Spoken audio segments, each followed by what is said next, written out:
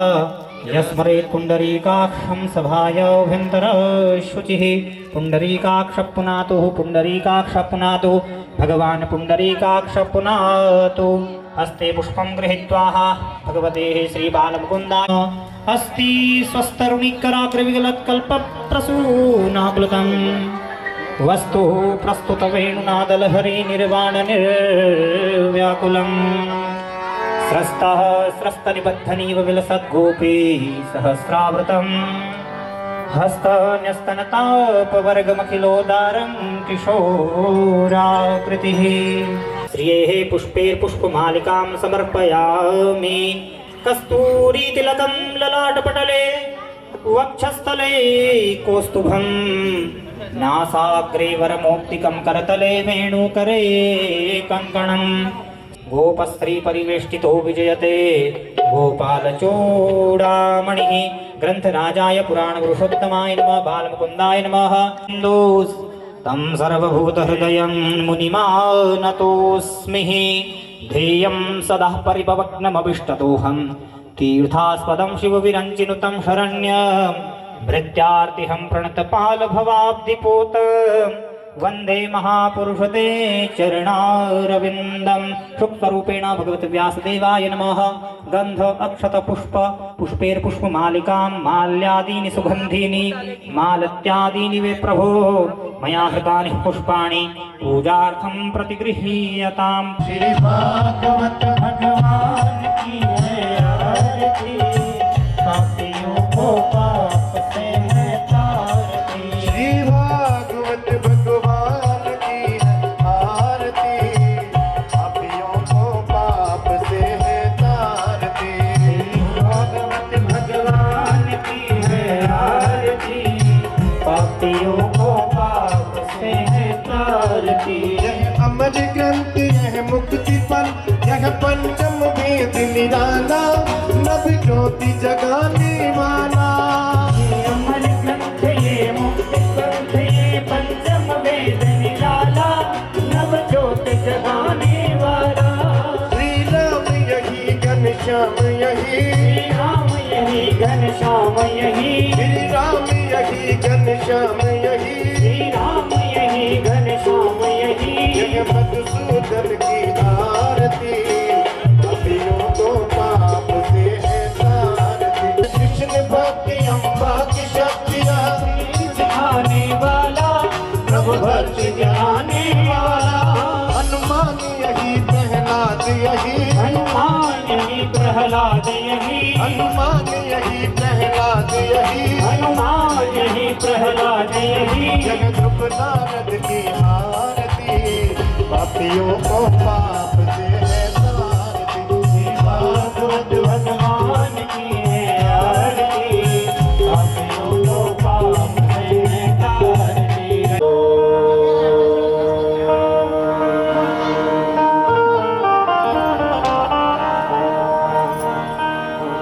नमः परमहंसाय स्वादित चरण कमल चिन्ह मकरंदाय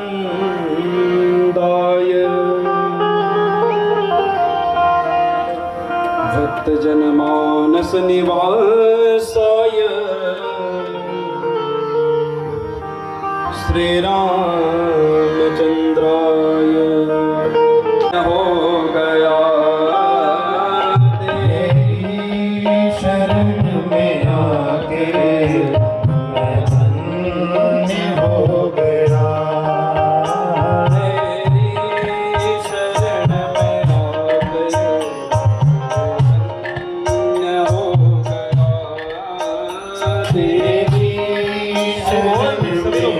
की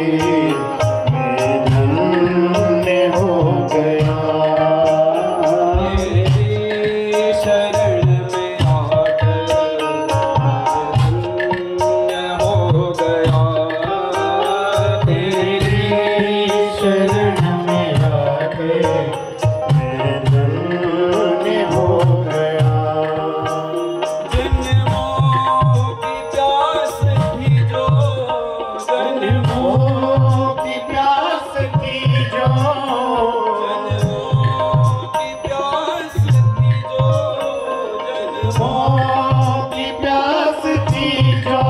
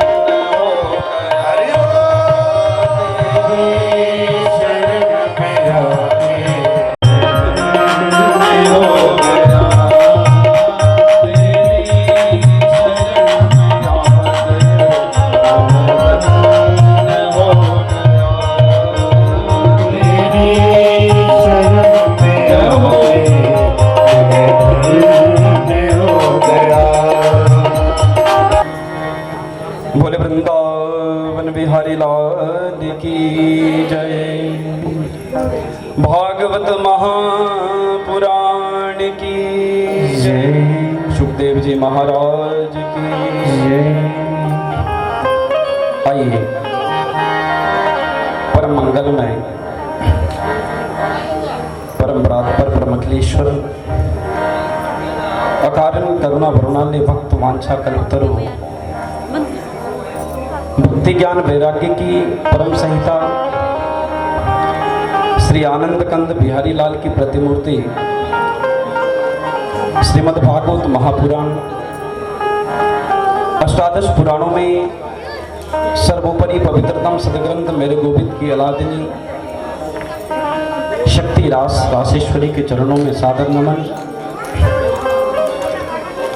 समस्त ग्रामदेव कुलदेव इष्ट देवों को वंदन करते हुए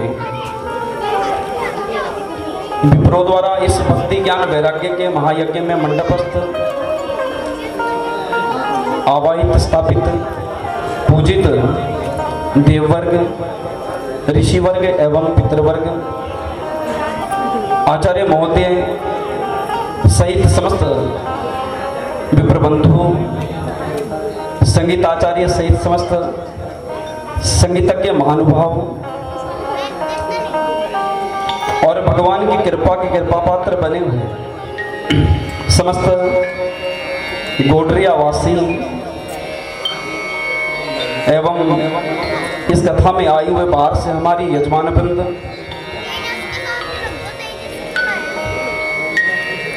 और कथा गंगा में अवगाहन करने वाले समस्त भक्तवृंद कथा प्रेमी कथानुरागी जिसमें सर्वप्रथम मेरी वात्सल्यमयी कृपामयी करुणामयी मेरी माताएं मेरी यौवन बहनें एवं भाई बंधु और बच्चों, मेरा व्यास मंच की ओर से आप सभी का सादर अभिवादन और साधुवाद, और आप सभी के श्री चरणों में इस दास का कोटि कोटि नमन। आइए सज्जनों, कहते हैं कि भाग्योदेन बहुजन्म समर्जितेन सतसंगमं च लभते पुरुषो यदा वै नाशं विदाहि तदोदयते विवेक। कहते हैं कि एक जन्मों का नहीं, अनंत जन्मों के जब भाग्य उदय होते हैं ना, तब जाकर के ऐसा सुअवसर, ऐसी कथा करवाने का सुअवसर प्राप्त होता है।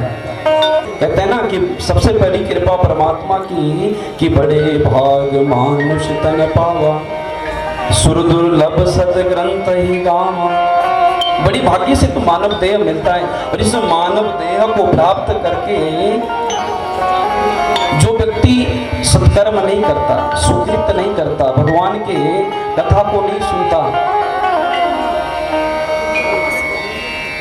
तो कहते हैं कि उस जैसा महापापी इस संसार में कोई दूसरा है ही नहीं। आया है सो जाएगा, राजा रंग फकीर, कोई सिंहासन चढ़ चला, कोई बला जंजीर।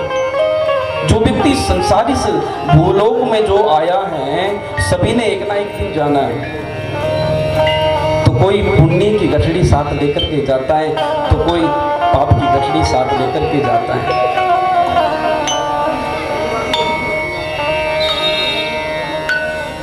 ऐसी कृपा, ऐसी जो ये अलादीनी शक्ति रास राजेश्वरी की जो कथा है ना, मेरे कन्हैया की जो कथा है, ये कथा करने का सौभाग्य और सुनने का सौभाग्य उन्हें ही होता है जिनके पूर्व जन्मों के किए हुए सुकृत उदय होता है। भाग्योदेन बहुजन्म समर्जितेन, भागवत के महात्म्य के द्वितीय अध्याय में 28वां श्लोक है। भाग्योदेन बहुजन्म समर्जितेन सत्संगमं च लभते पुरुषो यदा वै। एक दो जन्मों की व्याख्या नहीं कही, एक दो जन्मों का पुण्य उदय नहीं कहा महाराज। यहाँ पर कहा है कि भाग्योदेन बहुजन्म समर्जितेन। बहुजन्म का मतलब होता है कि अनंत जन्मों के जब भाग्य उदय होते हैं, तब जाकर के ऐसी कथा करने का सुअवसर प्राप्त होता है।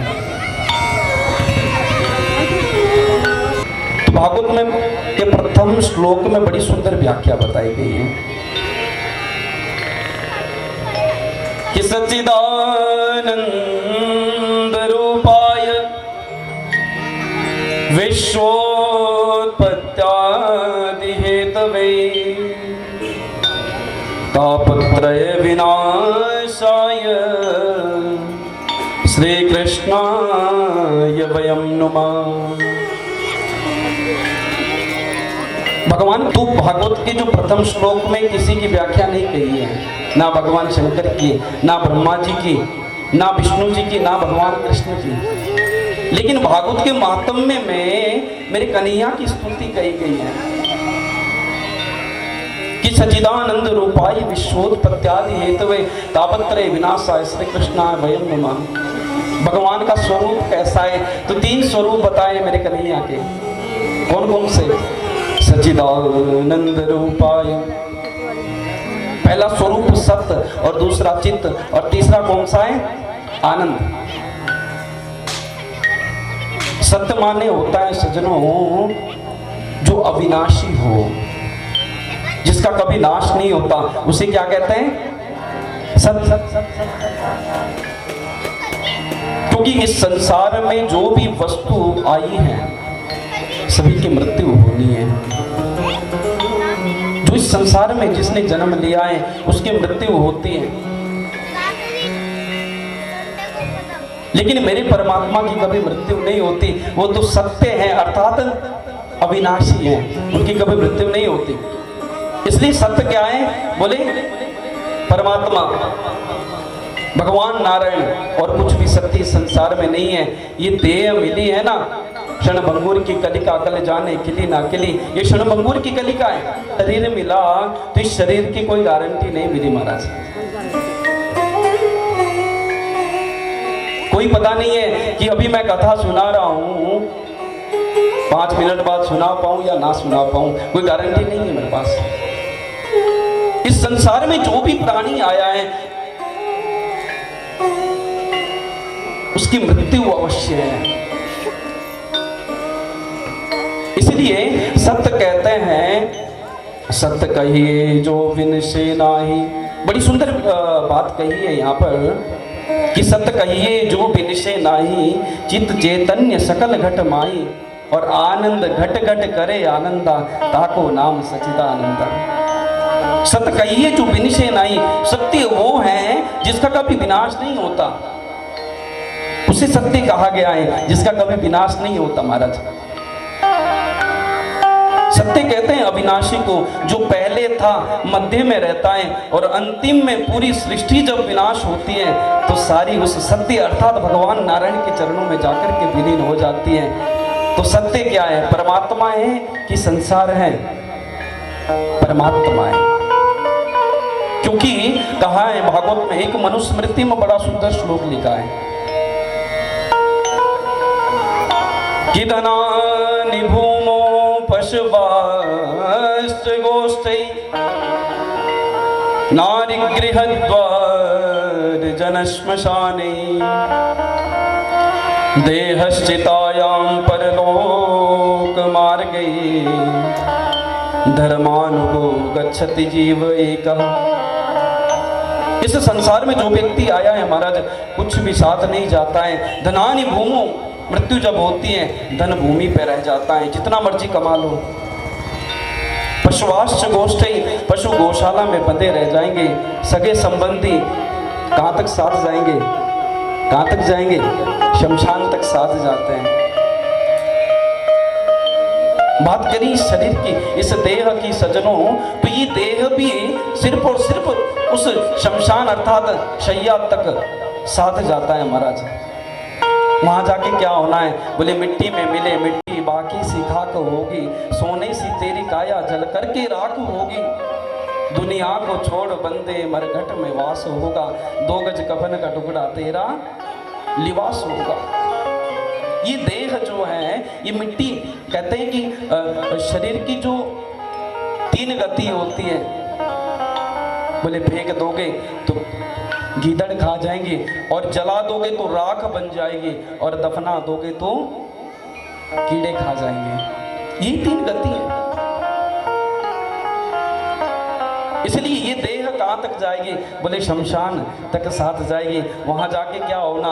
बोले माटी माया माटी काया, माटी कहाँ है बिछोना, माटी कहाँ है बनाए पुतला, माटी में मिल जाना है। मिट्टी का शरीर है और अंतिम में जाकर के मिट्टी में मिलता है। तो साथ किया जाएगा? बोले धर्मानुगो गच्छति जीव एका। बोले जो हम सुकृत करते हैं, पुण्य कर्म करते हैं ना, वही साथ जाता है। इसलिए संसार में अगर कुछ सत्य हैं तो वो सिर्फ और सिर्फ मेरे सत्य मेरे नारायण हैं, और कुछ भी सत्य नहीं है। इसलिए पहला जो स्वरूप बताया भागवत में सत्य का, वो पहला स्वरूप इसलिए बताया है कि सत्य अगर कुछ संसार में है तो क्या है? बोले भगवान नारायण है। और दूसरा जो स्वरूप बताया उसे कहते हैं चित्त। सच्चिदानंद रूपाय विश्वोत्पत्त्यादि हेतवे तापत्रय विनाशाय श्री कृष्ण। कहने का तात्पर्य क्या है? बोले अरबों की संपत्ति है, अत्यंत धन है, लेकिन क्या है? बोले खा नहीं सकते। इसे कहते हैं तन दुखी, कि संपत्ति तो है लेकिन कुछ खा नहीं सकते। महाराज डॉक्टर ने मना किया है, इसे तन दुखी कहते हैं। और दूसरा क्या है? बोले मन दुखी।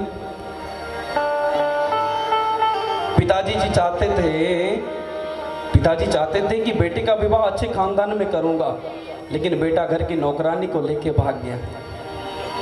अब पिताजी जो मर्जी करे, बेटे ने तो शादी कर ली ना, तो पिताजी दुखी। कभी बेटा नहीं सुनता, कभी बेटी नहीं सुनती, कभी पत्नी नहीं सुनती, परिवार से दुखी महाराज।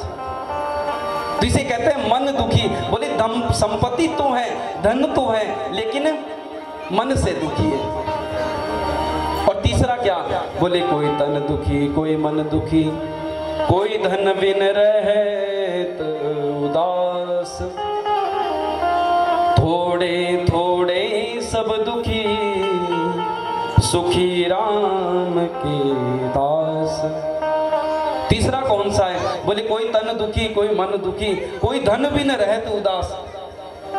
धन से तो आक्रांत मैं आपको कहूं महाराज जी, धन से तो इस संसार में जो आया है ना, इस भूलोक पे जो आया है, वो प्रत्येक व्यक्ति दुखी है।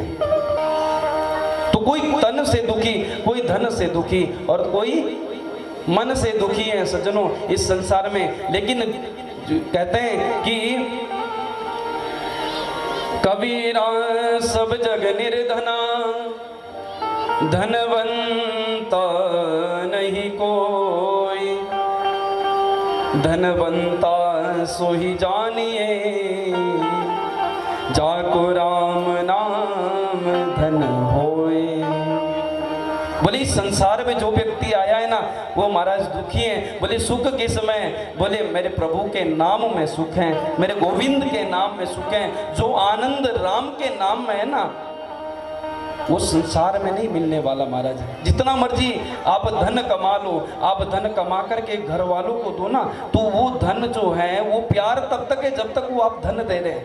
धन की आकांक्षा के लाभ सब लाभी होते हैं। इसलिए सुखी अगर कोई संसार में, बोले कौन है? बोले जिसने प्रभु के नाम को अपना मान लिया, गोविंद के नाम के धन को जिसने कमा लिया, उससे ज्यादा सुखी इस संसार में कोई है ही नहीं। तभी तो कहते हैं ना कि मीरा जी, जब लोगों ने कहा कि मीरा जी आपने तो आप राणा परिवार से हैं, इतनी संपत्ति है आपके पास, और फिर भी आप जंगल में विरक्ति की भांति रहते हैं, ऐसा क्यों? तो मीराबाई क्या कहती है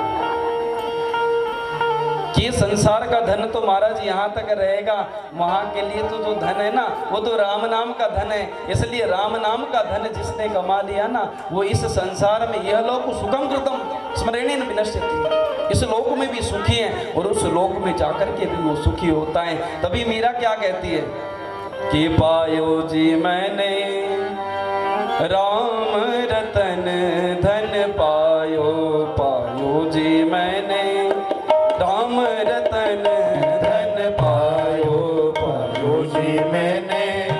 मुझे मेरे पास तो राम के नाम का धन है, मुझे संसार के धन की तो कोई कामना ही नहीं है। मीरा कहती है कि मुझे धन संसार का नहीं चाहिए, मेरे गोविंद को अपना मान लिया है ना, बस मुझसे ज्यादा धनवान तो कोई संसार में है ही नहीं।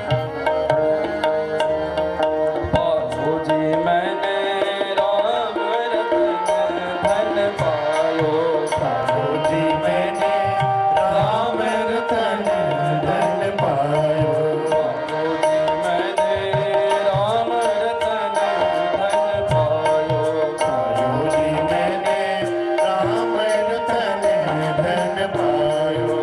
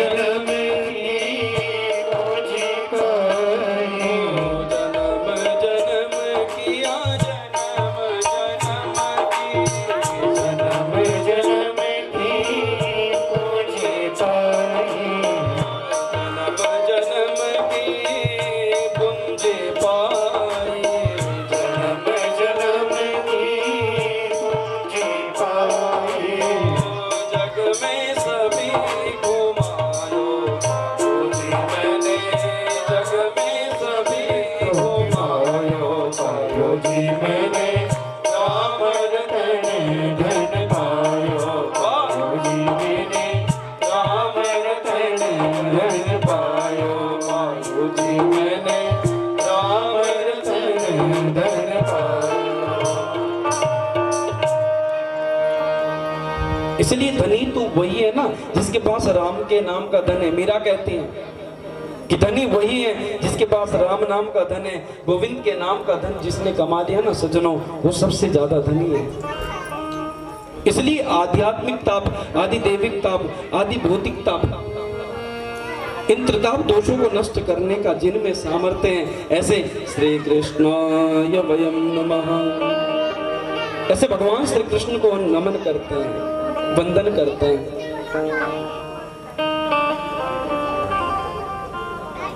भागवत के तो प्रधान देव मेरे गोविंद है ना, इसलिए भागवत के महात्म में के प्रथम श्लोक में जो है कृष्ण की वंदना कही गई। सज्जनों, आदरणीय सुखदेव का वंदन क्या, यम प्रव्रजंतम अनुपेतमुपेत कृतम द्वैपायनो विरह कातर आजुहाव पुत्रेति तन्मयतया तर्वो विनेन्दु तम सर्वभूत हृदयं मुनिमानतोस्मि। सुखदेव जी का वंदन किया महाराज, जिन सुखदेव जी ने जन्म लेते ही संन्यास धारण कर लिया। महर्षि वेदव्यास जी जो है, भगवान वेदव्यास जी जो है, जिनके पीछे जा रहे पुत्र पुत्र कहते कहते महाराज उनको वापिस लाने का जिनमें सामर्थ्य नहीं है, ऐसे सर्वभूत हृदय सर्वशक्ति विराजमान सुखदेव जी महाराज का वंदन करते हैं। सज्जनों, जैसे हम इस पवित्र भूमि पर बैठ करके भगवान की कथा का गुणानुवाद सुन रहे हैं ना, ऐसे ही जो परम पवित्र भूमि है नैमिषारण्य तीर्थ में शौनकादिक 88,000 ऋषि संतजन बैठे हैं महाराज, सदगृहस्थ। उन्हें हम लोग कहते हैं क्या, शौनकादिक ऋषि। ये शौनकादिक ऋषि इतनी लंबी उम्र की इनकी उम्र है महाराज कि एक सतगृहस्थ शौनकादिक कितनी लंबी उम्र है कि इनके सामने कई बार इंद्र बदल चुके, कई बार ब्रह्मा जी बदल चुके हैं महाराज। तो कहते हैं कि सत्युग, त्रेता, द्वापर और कलयुग, ये 4 युग जब 4 बार बीतते हैं ना तो उसे कहते हैं चतुर्युगी। सत्युग, त्रेता, द्वापर और कलयुग, ये जब 4 बार बीतते हैं तो उसे कहते हैं चतुर्युगी। और ये चतुर्युगी जब 71 बार बीतती है उसे कहते हैं एक कल्प। और इस प्रकार से जब 14 कल्प बीतते हैं तो ब्रह्मा जी का एक दिन होता है। इस हिसाब से लगा लो ब्रह्मा जी की उम्र कितनी लंबी है।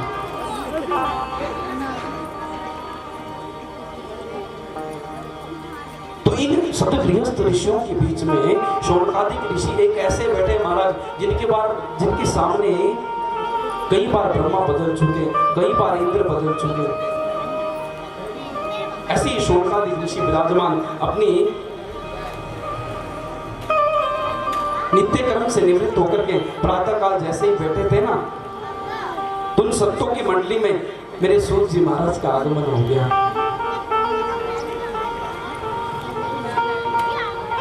ये सूर्य जी कौन है? महर्षि वेदव्यास जी के परम शिष्य हैं सूर्य जी महाराज। जैसे ही सूर्य जी पहुंचे तो सूर्य जी की उम्र कितनी? बोले 18 वर्ष। और इन शौनकादिक ऋषियों की उम्र कितनी है? बोले हजारों करोड़ों वर्ष, जिनके सामने कई बार ब्रह्मा बदल चुके, कई बार इंद्र बदल चुके।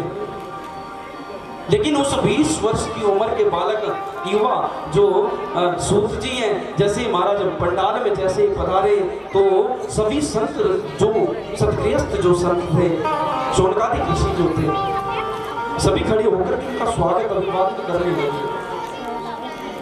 सूर्य जी कहने लगा, अरे महाराज जी क्या कर रहे हैं आप हमारे बाबा परबाबा की उम्र के और आप मेरा आदर कर रहे हैं। शौनकादिक ऋषियों ने बड़ी सुंदर बात कही है। शौनकादिक ऋषि कहते हैं, सूजी धन वृद्धा बल वृद्धा आयुर्विद्या तथैव च ते सर्वेऽपि ज्ञान वृद्धाश्च किंकिरा शिष्य किंकिरा। हे सूची, कोई धन में बड़ा है, कोई बल में बड़ा है, कोई आयु में बड़ा है, लेकिन जो ज्ञान में बड़ा होता है ना, वो सबसे बड़ा संसार में बताया गया है। उससे बड़ा संसार में कोई बताया नहीं गया है। ना कोई धन से बड़ा होता है, ना बल से, ना आयु से। इसलिए हे सूची महाराज, आपके अंदर जो ज्ञान रूपी प्रकाश, जो वेद व्यास जी के माध्यम से जो आपके हृदय में प्रकाशित है, उस प्रकाश को अगर दूर करने का कोई सामर्थ्य रखता है तो ये सूची, वो सिर्फ और सिर्फ आपके अंदर जो ज्ञान भरा हुआ है ना, तत्वोपदेश भरा हुआ है, उसी तत्वोपदेश से हमारे हृदय में बैठा हुआ अंधकार जो है वो ध्वस्त दूर हो सकता है। क्योंकि आपके ऊपर महती कृपा सूची महाराज, क्योंकि सृष्टि के अंधेरे को तो सूर्य का प्रकाश ध्वस्त कर सकता है, लेकिन हृदय में बैठा हुआ जो अंधकार होता है ना सज्जनों, उस अंधकार को अगर ध्वस्त करना है ना, तो किसी ज्ञान रूपी किसी गुरु को पकड़ना पड़ेगा। वो गुरु हमारे हृदय में बैठे हुए अज्ञान रूपी अंधकार को ध्वस्त करने का सामर्थ्य रखता है। इसलिए हे सूर्य महाराज, आप हमें कोई ऐसी कथा सुनाइए जिससे संसार के लोगों का के कष्ट की निवृत्ति हो, संसार के लोगों का कल्याण हो। आप कोई ऐसी कथा सुनाइए हमें। कृष्ण प्राप्ति करम शाश्वत साधनम तत्वधाधुना। हमें कोई ऐसी कृष्ण कथा सुनाइए जिस कथा के सुनने से हमारे जो दोष है महाराज, वो हमारे हृदय में बैठा हुआ अज्ञान रूपी जो अंधकार है ना, वो ध्वस्त हो जाए। ऐसी कोई आप कथा सुनाइए। सज्जनों, मैं अधिकतर कहता हूं कि संतों के पास, महात्मा के पास और विद्वान विप्रों के पास जाकर के कभी व्यर्थ के प्रश्न कभी मत पूछो। ये कभी मत पूछो कि महाराज हमारी बहू के बेटा होगा कि नहीं, हमारी फैक्ट्री चलेगी कि नहीं। ये व्यर्थ प्रश्न कभी भी नहीं पूछने चाहिए, क्योंकि कहते हैं ना कि संतों का क्षण और अन्न का कण कभी बर्बाद नहीं करना चाहिए। संत क्षण भर के लिए मिलते हैं महाराज, दोबारा उनकी चरणों की रज हमें प्राप्त हो, ये सुलभ नहीं है। ये बड़ी कृपा, महती कृपा से ही संतों का क्षण मिलता है महाराज। इसलिए जो शौनकादिक ऋषि कहते हैं कि महाराज हमें कोई ऐसी कथा सुनाइए ना जिस कथा के सुनने से हृदय में बैठा हुआ अंधकार ध्वस्त हो और संसार के लोगों का कल्याण हो। प्रभु, शौनकादिक ऋषि ने जो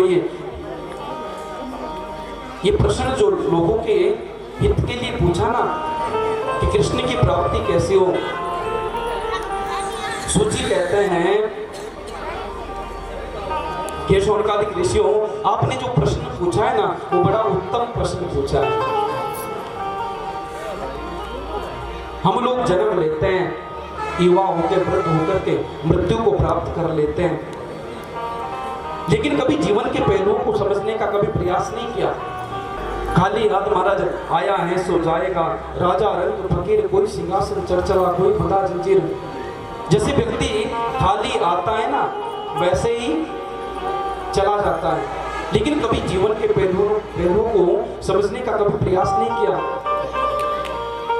कितने लोगों को मैं जानता हूं महाराज जो ताश खेलते हैं और ताश खेलते खेलते 10 घंटे उनके कब बीत गए पता नहीं, और अगर वही व्यक्ति अगर कथा में आए ना तो वो 3 घंटे में 10 बार घड़ी देखता है कि कब 4 बजे हो, कब भंडारा शुरू हो, है ना। ऐसी लोगों की जो दुष्प्रवृत्तियां सज्जनों पड़ गई हैं, तो ऐसी भक्ति से परमात्मा मिलेंगे? ऐसी भक्ति से परमात्मा नहीं मिलने वाले महाराज। ये जो दुष्प्रवृत्तियां हमारी बढ़ गई है ना, इससे परमात्मा नहीं मिलते सज्जनों। ये सिर्फ और सिर्फ समय का दुरुपयोग है और कुछ नहीं। इसलिए भागवत में बड़ी सुंदर व्याख्या कही गई है श्लोक में कि काल व्याल मुखग्रास त्रास निर्नाश हेतवे। काल व्याल मुखग्रास त्रास निर्नाश हेतवे। आप ध्यान दीजिएगा, एक अजगर सर्प बैठा है और अपने मुंह को खोल के रखा है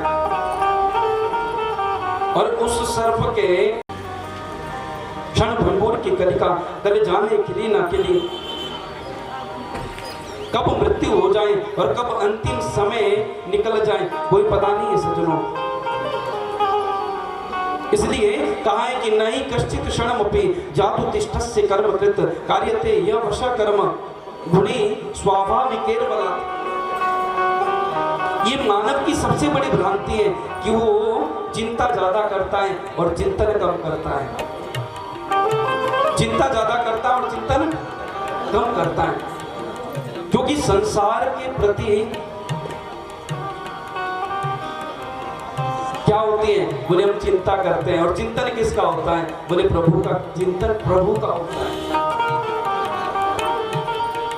सूजी महाराज कहते हैं कि भागवत की कथा श्रवण का अधिकार तो कभी कभी देवताओं को भी प्राप्त नहीं होता सज्जनों। एक बार देवता लोग अमृत का कलश लेकर के आए और अमृत का कलश जब लेकर आए तो राजा परीक्षित के सामने रख दिया और सुखदेव जी से कहने लगे कि महाराज आप इस अमृत को, भागवत रूपी अमृत को मुझे पिलाइए, और ये जो अमृत है ना, इस अमृत को, कलश का जो अमृत है, ये अमृत आप परीक्षित जी को पिला दीजिए। परीक्षित जी अमर हो जाएंगे और आप हमें कथा सुना दीजिए। तो सुखदेव जी महाराज कहते हैं कि इसकी अदला बदली कर लीजिए, लेकिन इसकी अदला बदली नहीं होगी, क्योंकि एवं विनमयी जातो सुधाराज्ञा प्रभेयताम प्रपस्यामि वयं सर्वे श्रीमद् भागवतामृतम्। अदला बदली उसकी होती है जो चीज बराबरी की होती है। बोले कहां आपका स्वर्ग का अमृत और कहां ये श्रीमद् भागवत महापुराण। क्योंकि कहते हैं कि अपितु अयम रस वैकुंठे भी नास्ति। वैकुंठ जाकर के हम वहां के अमृत को पी करके गिरते हैं, लेकिन भागवतामृत को जिसने पी लिया ना, भागवत के अमृत को जिसने पी लिया सज्जनों, उसे फिर बार बार जीना मरना नहीं पड़ता। वो तो भगवान के धाम को जाता है, सीधा परमात्मा के चरणों में जाकर के विलीन हो जाता है। क्योंकि पुनरपि जननम पुनरपि मरणम पुनरपि जननी जठरे शयनम। संसार के भोगों को ग्रहण करके, संसार के अमृत को पी करके तो व्यक्ति का जाना और आना लगा रहेगा, लेकिन जिसने भागवत रूपी अमृत को पी लिया ना, तो कहते हैं कि जिसने भागवत रूपी अमृत को पी लिया उसका आने जाने की छुट्टी हमेशा के लिए होगी। अमन गमन का कुचक्र मिट जाता है महाराज। इसलिए अवक्ताश्ताश्च विज्ञाय नाददोष कथामृतम् श्रीमद्भागवती वार्ता सुराणामपि दुर्लभा। सुखदेव जी महाराज ने देवताओं को अभक्त समझा और भागवत रूपी अमृत का दान नहीं दिया इनको। सभी देवता ब्रह्मा जी के पास पहुंचे और ब्रह्मा जी से कहा कि महाराज हम सुखदेव जी को ये अमृत स्वर्गामृत दे रहे थे और हमने कहा कि आप हमें ये भागवत रूपी अमृत पिलाइए, तो उन्होंने हमें अभक्त समझाए। तो जैसे ही ब्रह्मा जी ने तोड़ना शुरू किया महाराज, तो एक पलड़े पर दुनिया के समस्त ग्रंथों को रख दिया और एक पलड़े पर श्रीमद् भागवतामृत को रख दिया। तो जैसे ही श्रीमद् भागवत को विराजमान किया ना, तो लघु निन्यानि जातानि गौरवेण इदं तदा ऋषिगणां सर्वे विस्मयं परमं जयो। भागवत का जो पलड़ा है वो नीचे हो गया महाराज, और समस्त साधनों का जो पलड़ा है वो ऊपर की ओर हो गया। वजन जिसमें होता है ना वही तो नीचे जाएगा। तो तभी कहा कि श्रीमद् भागवताख्योऽयं प्रत्यक्षम कृष्ण है। वही श्रीमद् भागवत कोई पुस्तक नहीं है, श्रीमद् भागवत कोई किताब नहीं है, भागवत तो मेरे कन्हैया का साक्षात विग्रह है सज्जनों। तो भागवत तो स्वयं मेरे कन्हैया की भागमयी प्रतिमूर्ति है, साक्षात मूर्ति है। मेरे कन्हैया तो भागवत रूपी कलयुग में कहते हैं ना कि कलयुग में कोई और देवता प्रकट नहीं होगा। अंतिम में जब 600 वर्ष रहेंगे ना तब कल की अवतार होगा। लेकिन तब तक के लिए बोले क्या साधन है, परमात्मा के दर्शन हम कैसे करें? बोले श्रीमद् भागवत में मेरे कन्हैया साक्षात रूप से विराजमान है सज्जनों। भागमयी प्रतिमूर्ति है ना। और इस कथा को श्रवण करने का सौभाग्य हर किसी को नहीं मिलता महाराज। कथा में आने का सौभाग्य उन्हें मिलता है जिन्हें परमात्मा की कृपा जिनके ऊपर होती है। तभी तो मैं अक्सर कहता हूं ना कि बिहारी जी की महफिल को बिहारी जी सजाते हैं, बिहारी जी की महफिल को बिहारी जी सजाते हैं, वही कथा में आते हैं जिन्हें बिहारी जी बुलाते हैं। कथा में तो वही आते हैं जो जिन्हें मेरे कन्हैया बुलाते हैं सज्जनों। और जिन पर कृपा ठाकुर जी की नहीं हो ना वो यहाँ से आकर के बाहर चले जाएंगे, वो अंदर नहीं आ पाएंगे। अंदर तो वही प्रवेश करेगा जिसके ऊपर कृपा परमात्मा की होती है।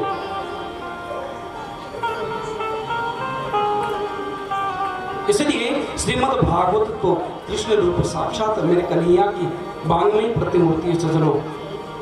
इसका श्रवण करने से जीवन धन्य हो जाता है। नारद जी ने जन जन में इसका प्रचार प्रसार किया और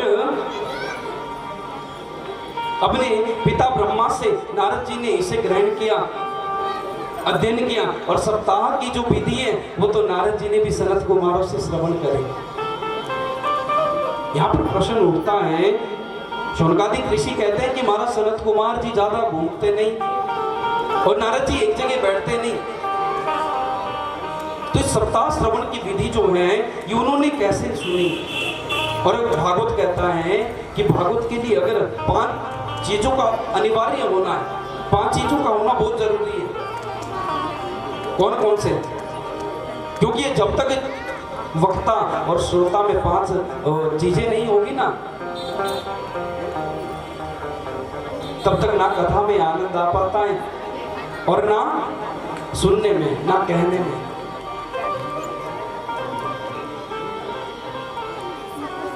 क्योंकि मन अगर चंचल है ना, मन में अगर कई प्रकार की बातें हैं तो कथा में आनंद आ ही नहीं सकता महाराज। क्योंकि भागवत की कथा में 5 बातों का रहना बहुत जरूरी है। सबसे पहला बोले कथा के लिए स्थान, उत्तम स्थान हो जहां हम बाहर का विक्षेप ना सुने, सिर्फ व्यास की आवाज को हम सुने, हमारे कानों तक व्यास की आवाज जाए, उनके कथा का श्रवण लाभ हम करें, ऐसा उत्तम स्थान हो। तो पहला जो नियम बताया है, पहली बात क्या बोले कथा के लिए उत्तम स्थान हो। और दूसरा क्या बताया बोले भागवत का गान बड़े सुंदर रूपों में गाया जाए। और तीसरा क्या बोले भागवत ज्ञान पूर्वक सुनी जाए, जो भी कह रहे हैं उसे हृदय में उतारो। और चौथा नियम क्या है बोले भागवत में आपका ध्यान, बच्चे क्या कर रहे हैं और ये कहाँ जा रहे हैं, इसमें ध्यान नहीं होना चाहिए, ध्यान तो कथा में होना चाहिए महाराज। और 5वां क्या है बोले कथा में आपके कान एकदम एकाग्र पूर्वक होकर के आप कथा सुनेंगे तो तभी श्रीमद् भागवत कथा श्रवण करने का फल आपको प्राप्त होगा सज्जनों। शौनकादिक कह रहे हैं कि महाराज सनत कुमार तो ऐसे संत हैं जो कभी घूमते नहीं, घूमते रहते हैं महाराज। और संत जी ऐसे हैं जो सनत कुमार तो ऐसे संत हैं जो कभी घूमते नहीं, और नारद जी ऐसे हैं जो एक जगह कभी बैठते नहीं। तो नारद जी ने बैठकर के 7 दिवस तक ये भागवत कैसे सुनी? तो सूत जी कहते हैं कि एक बार देवर्षि नारद बड़ी तीव्र गति से दौड़ते हुए जा रहे थे, बद्रीनाथ धाम में विराजमान चारों भाई संत कुमार सनक, सनंदन, सनातन और संत कुमार जो हैं, जैसे इन्होंने नारद जी को देखा तो नारद जी को देखा और कहने लगे कि कथम ब्रह्म नदीन मुखा कुतश्चिंता तुरो भवान त्वरितम गम्य। शकुनी की सलाह धृतराष्ट्र ने ली, पूरे कौरवों का विनाश हो गया। सज्जनों, सब जानते हैं हम लोग। नारद जी कहते हैं कि मैं घर घर गया और घर घर जाकर के मैंने देखा महाराज संतों के आश्रमों में मैं गया, लेकिन मुझे कहीं शांति नहीं मिली। कलिना धर्म मित्रेण धरेयम वादिता अधुना। कली अधर्म का जो मित्र है, कली उसने लोगों की बुद्धि को विकृत किया है। लेकिन सनत कुमार जी, जैसे ही मैं वृंदावन धाम गया तो वृंदावन धाम पहुंचते ही मैंने एक कौतुक को देखा। एक युवती है और उस युवती के पास दो पुरुष मूर्छावस्था में पड़े और वो स्त्री चारों दिशाओं में देख रही थी। तो स्त्री ने जैसे मुझे नारद को देखा तो मैं जब भक्ति माता जब उनके पास जब गया तो माता का नाम था भक्ति माता, और उनके जो बगल में जो दो पुरुष पड़े थे ना, एक का नाम ज्ञान और दूसरे का नाम वैराग्य। महाराज कलियुग के प्रभाव से दोनों बूढ़े हो गए थे। मैंने उन दोनों के बुढ़ापे को दूर करने का यत्नतः खूब प्रयास किया। वेद वेदांत घोषेश गीता पाठे मोर्मो, खूब वेदों का पाठ किया, वेदांत का पाठ किया, लेकिन उनकी मूर्छा दूर नहीं हुई। क्षणिक मूर्छा खुलती और वापस महाराज मूर्छित हो जाते। मैंने देखा बार-बार जब मैंने वेद वेदांत का पाठ किया तो जब मूर्छा दूर नहीं हुई महाराज, तो उसी समय आकाशवाणी हुई और आकाशवाणी ने कहा कि नारद जी, यदि तुम ज्ञान वैराग्य के बुढ़ापे को अगर दूर करना चाहते हो तो उसके लिए सत्कर्म करो। इसलिए मैं आप लोगों की शरण में आया हूं सनत कुमार जी कि उनके दुखों का नाश कैसे होगा, वो सत्कर्म क्या है। इसलिए पहला जो मेरा प्रश्न है आपसे, वो प्रश्न ये है कि उन ज्ञान वैराग्य का बुढ़ापा कैसे दूर होगा और उनके कष्टों की निवृत्ति कैसे होगी। और आकाशवाणी ने जो सत्कर्म की बात कही महाराज, वो सत्कर्म क्या है, इसलिए मैं आपकी शरण में आया हूं। सनत कुमार जी कहते हैं कि सत्कर्म सोच को नूनम ज्ञान यज्ञ स्मृतो बुधे श्रीमद् भागवतालाप सतु गीत शुकादिनी। देखो नारद, ज्ञान वैराग्य के बुढ़ापे को दूर करने और भक्ति देवी के कष्ट की निवृत्ति को दूर करने का अगर कोई सर्वोत्तम साधन है ना, तो साधन है श्रीमद् भागवत महापुराण। आप श्रीमद् भागवत महापुराण सप्ताह प्रवचन करो। नारद जी कहने लगे सनत कुमार जी, मैंने तो वेद वेदांतों का पाठ किया, उपनिषदों का पाठ किया। जब वेद वेदांत के पाठ करने से उनकी मूर्छा दूर नहीं हुई तो भागवत से क्या होगा। तो यहाँ पर जो सनत कुमार जी है, बड़ा सुंदर उदाहरण देते हैं। सनत कुमार जी कहते हैं कि नारद जी, आप सोचे कि आम के वृक्ष में तो फल लगता है, और फल जब इतना मीठा है तो इसकी जड़ कितनी मीठी होगी। तो आप आम को छोड़ करके जड़ को खाना शुरू कर दो तो कुछ स्वाद मिलेगा? नहीं मिलेगा। जो परिपक्वता और जो पूर्णता उस फल में है ना, वो पेड़ की जड़ में नहीं होती महाराज।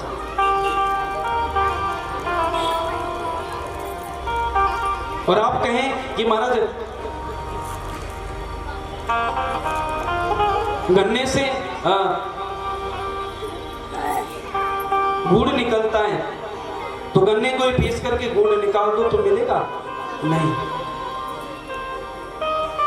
इसलिए हे नारद जी, आपने वेदों का पाठ किया, वेदांतों का पाठ किया, लेकिन जो श्रीमद् भागवत महापुराण है ना, ये वेद वेदांत का रसमय सार है, रसमय फल है श्रीमद् भागवतामृत।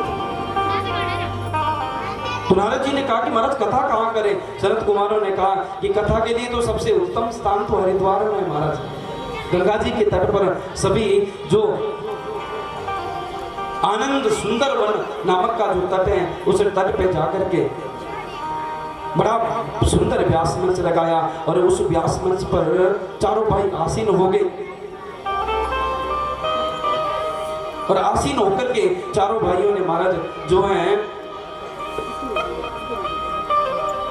कथा को प्रारंभ करना जैसे ही शुरू किया, तो नारद जी ने सर्वप्रथम आगे जो है 3 आसन बिछा दिए और तीनों आसन को बिछा करके भक्ति देवी का आह्वान किया कि मां भक्ति आप आइए और अपने भक्ति ज्ञान वैराग्य पुत्रों के साथ आइए, ताकि आपके कष्ट की निवृत्ति दूर हो सके।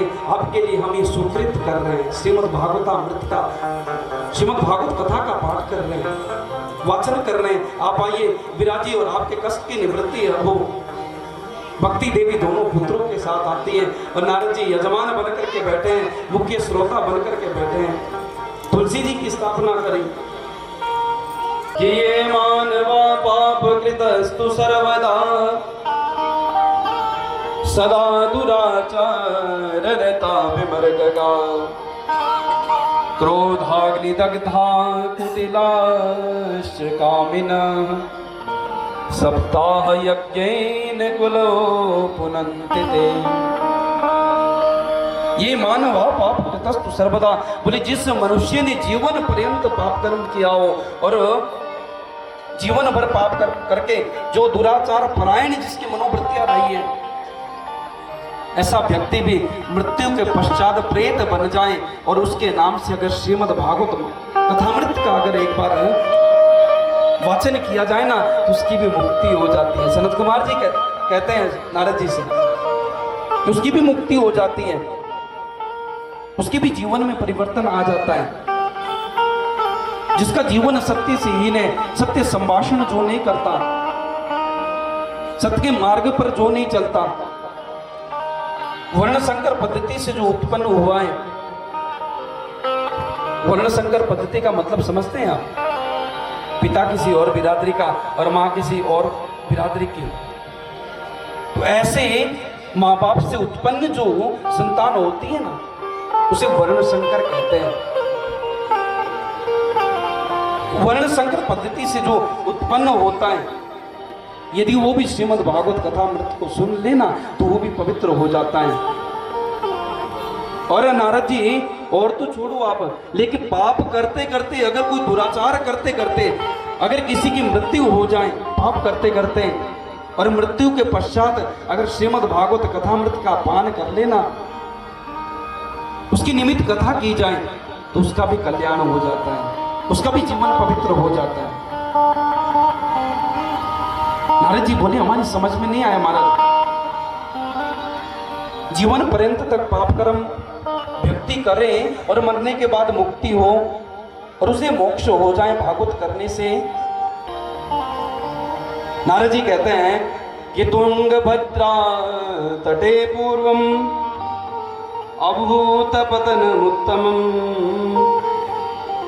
यत्र वर्णास्वधर्मेण सत्य सत्कर्म तत्परा। तुंगभद्रा नदी के तट पर एक ब्राह्मण रहता था। उस उत्तम नगर में एक ब्राह्मण रहता था जिसका नाम था आत्मदेव। बड़ी विद्वान शास्त्रज्ञ, वेद वेदांत के ज्ञाता, शास्त्रों में निष्णात, ऐसे वो आत्मदेव जी थे। प्रातः काल उठते और महाराज 4-4 घंटे भगवान के नाम का सुमिरन करते, सुकृत करने वाले ब्राह्मण। और मैं आपको ब्राह्मणों की व्याख्या बताऊं ना, ब्राह्मण वही श्रेष्ठ है, पूजनीय वही है महाराज, जो यष्टव्यम दातव्यम होतव्यम ध्वजाकुचित। व्याख्या बताई गई है भागवत में कि यज्ञ करना, यज्ञ करवाना, दान लेना, दान देना, कर्म करना और कर्म करवाना। ऐसे ही निष्णात जो आत्मदेव जी थे, बड़ी विद्वान, लेकिन उनके विपरीत उनकी अर्धांगिनी, उनकी धर्मपत्नी, नाम भी बड़ा विचित्र महाराज, धुंधली देवी।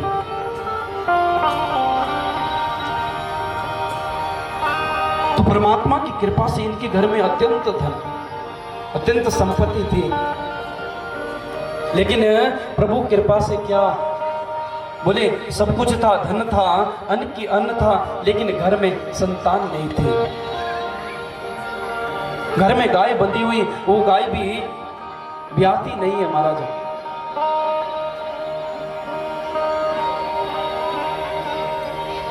तुलसी का बरवा, तुलसी का पेड़ लगाया, और तुलसी के पेड़ में भी महाराज सूखा हुआ कभी हरा भरा नहीं होता। ये धुंधली देवी बड़ी तर्क वितर्क करने वाली महाराज। पति जब घर से जाते हैं तो इसका अकेला साम्राज्य घर पे, कभी सामने वालों से लड़ लेना, कभी पड़ोसी से किसी से झगड़ लेना। लेकिन इसके अंदर एक बड़ी बड़ी सुंदर विशेषता, बोले पति आत्मदेव जी जब घर पहुंचते ना तो दरवाजे पे खड़ी होकर के महाराज ऐसा स्वागत करती मानो सती अनुसुईया के बाद इसी का ही नंबर है। ऐसा ये बड़ा सुंदर इसके अंदर एक गुण था भरा हुआ। और मेरे परमात्मा कहते हैं ना कि दिखावे से परमात्मा प्रसन्न नहीं होते, क्योंकि तुलसीदास जी ने कहा है कि बोले भाई मिले रघुराया, चतुराई ना चतुर्भुज पाया। चतुराई परमात्मा को अच्छी नहीं लगती। ये धुंधली देवी जो है, इसके अंदर ये गुण महाराज, पति घर में आते तो दरवाजे पे खड़ी हो जाती और पति का बड़ा स्वागत करती। इसलिए पति की नजर में धुंधली देवी बड़ी उत्कृष्ट कि मेरी पत्नी तो इतनी आचरणशील है, बड़ा आदर करते अपनी पत्नी का।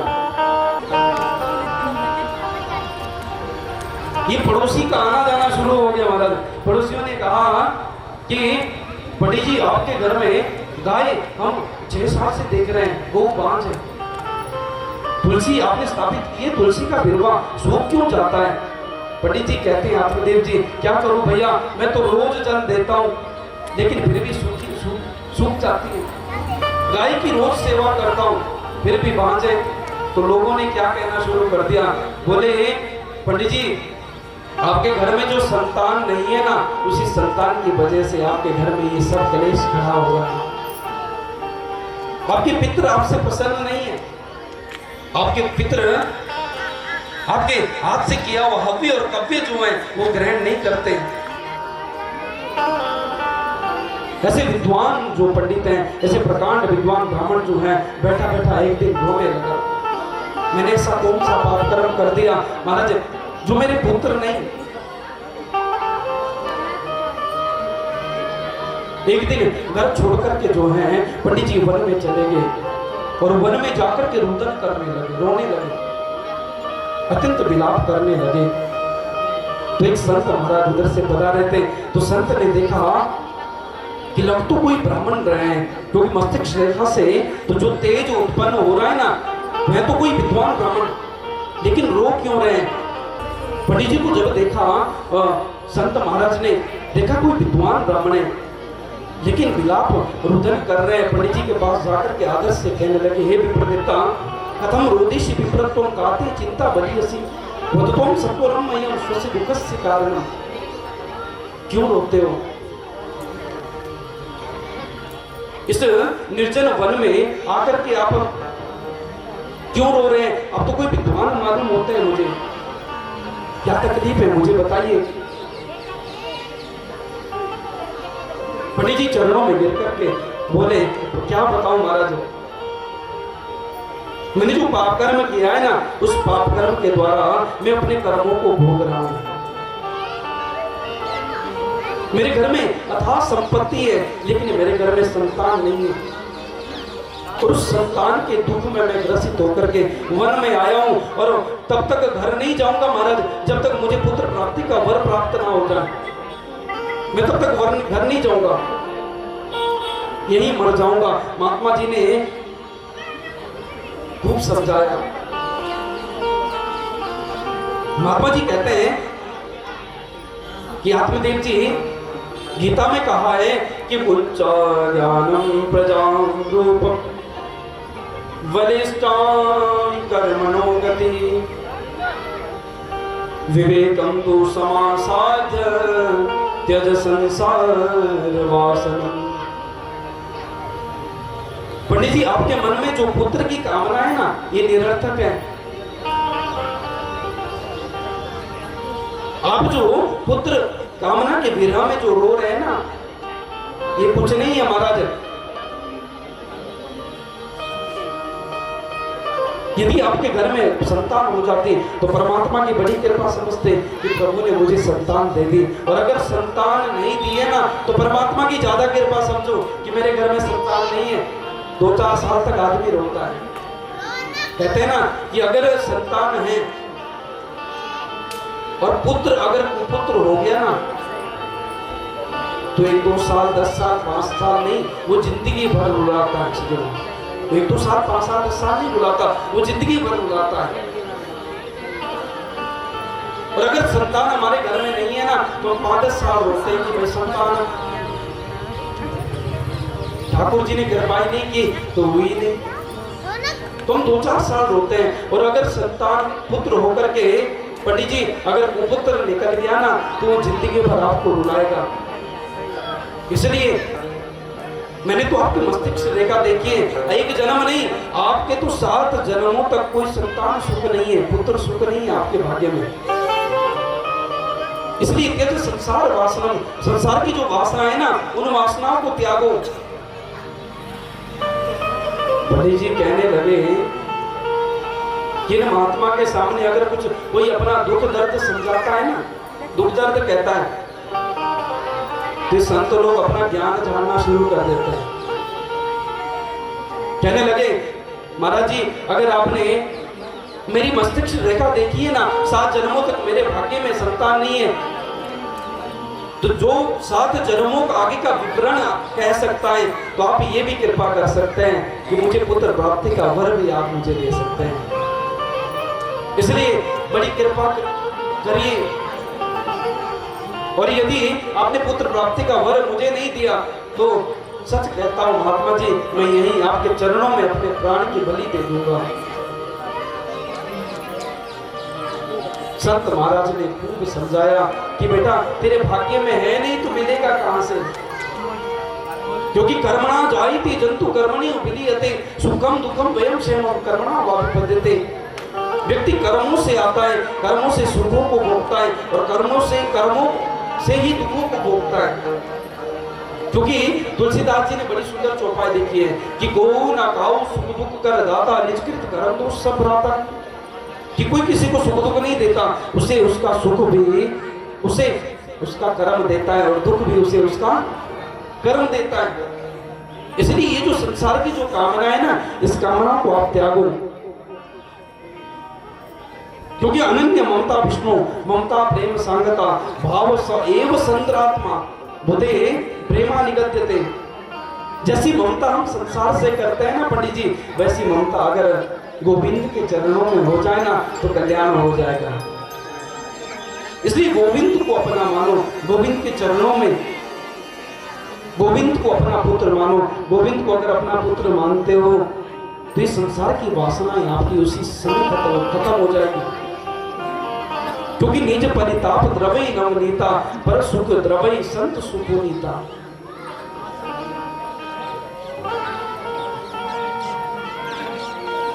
आत्मदेव जी ने जब नहीं माना, तो महाराज पंडित जी ने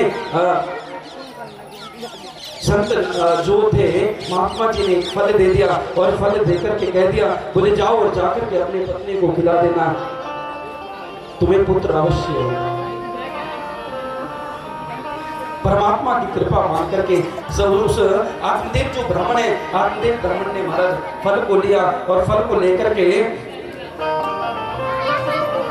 अपनी पत्नी को दे दिया। और पत्नी से कहने लगी, दुल्हन से कहने लगी कि देवी मैं संतों की बड़ी कृपा मुझ पर हुई है, संत कृपा हुई है,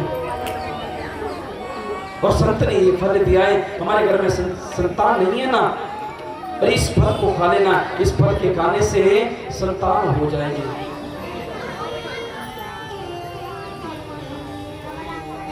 और अपने आप महाराज पंडिताई करने के लिए चले गए गांव में। इधर धुंधली देवी ने मन में सोचने लगी कि महाराज इस फल के खाने से कई संतान थोड़ी होती है, पंडित जी ने झूठ मूठ का कोई फल दे दिया होगा, इससे संतान थोड़ी होगी। और फिर सोचने लगी कि महाराज अगर संतान हो भी जाएगी तो प्रसव पीड़ा में तो बड़ा दुख भोगना पड़ता है। सुखदेव जी महाराज ने 12 वर्ष गर्भ में वास किया। माँ बिटका देवी जो थी ना, महर्षि वेदव्यास जी की जो धर्मपत्नी बिटका देवी, उनके गर्भ में सुखदेव जी ने 12 वर्ष तक वास किया। और कह सोचने लगे, मन में सोचने लगे कि महाराज अगर मेरे घर में मेरे गर्भ में अगर 1-2 वर्ष रह जाए तो मेरी तो मृत्यु हो जाएगी। अनेक प्रकार के कुतर्क जो है वो धुंधली देवी मन में सोच रही है। तो उस फल को लेकर के पड़ोसी के घर में चली गई और पड़ोसी से कहने लगी, अरे बहना सुन तो सही, मेरे पति ने जंगल से किसी संत ने फल दिया है और उन्होंने कहा है इस फल के खाने से तुम्हारे घर में संतान होगी। इसलिए मैंने सोचा है कि जहां पर सब कुछ है वहां खाने वाला नहीं है, और जहां खाने वाले हैं वहां अन्न नहीं है। इसलिए मेरे घर में अन्न तो खूब है, धन भी खूब है, लेकिन संतान नहीं है। और तेरे घर में धन की कमी है, अन्न की कमी है। इसलिए एक कृपा कर देना कि तो तेरी गर्भ से जो 10वीं जो संतान उत्पन्न होगी, वो जो भी जन्म देगी उसे रात्रि में मुझे दे देना, और मैं तुझे अत्यंत धन देकर तुझे प्रसन्न कर दूंगी। धन के लालच में आकर के उस पड़ोसी जो माता है उसने कह दिया कि जब मेरे संतान होगी तो मैं तुझे दे दूंगी। और पंडित जी को कह दिया महाराज धुंधली देवी ने कि महाराज हमने ये फल खा लिया है। और इन दोनों ने मिलकर के उस फल को उस गौ को खिला दिया परीक्षा के लिए कि संतान होगी फल से कि नहीं होगी। उस परीक्षा को लेने के लिए वो फल जो है उस गौ को खिला दिया।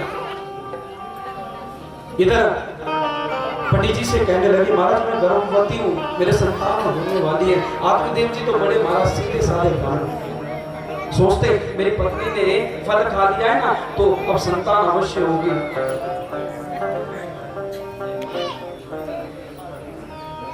एक दिन उस जैसे ही महाराज बालक हुआ, रात्रि में उस पड़ोसी की जो है स्त्री ने लाकर के धुंधली देवी को दे दिया। आत्मदेव जी बड़े प्रसन्न हुए और धुंधली देवी ने आत्मदेव जी से कहने लगी, बोले महाराज मुझे संतान हुई है। आत्मदेव जी बड़े प्रसन्न हुए और बड़ी खुशी से आनंद उत्सव और बड़ा उल्लास मनाया कि मेरे घर में संतान हो गई है। बड़ी परमात्मा की कृपा मानी और महाराज खूब दान अन्न और धन का दिया। इधर जो फल दोनों ने मिलकर के गाय को खिलाया था वो भी 6 महीने के बाद महाराज उस गाय ने भी एक सुंदर बालक को जन्म दे दिया।